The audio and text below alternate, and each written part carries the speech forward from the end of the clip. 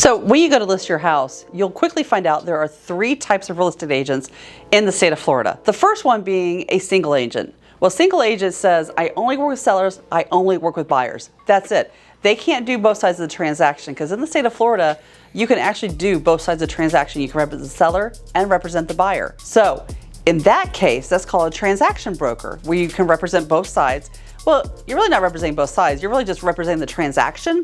Your job is to get the transaction to the closing table. You have fiduciary duties to the buyer and as well as to the seller. You have all sorts of duties to the buyer and all sorts of duties to the seller. So you gotta stay like real centered. But there's a third type of agent in the state of Florida, and that's a non-representation broker. Okay, so what does that even mean?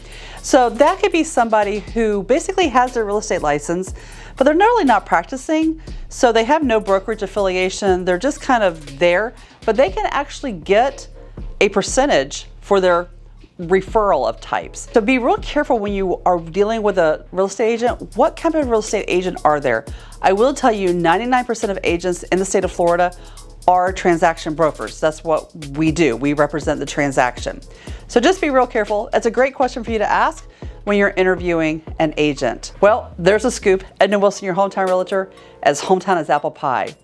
And this was filmed in front of a live studio audience.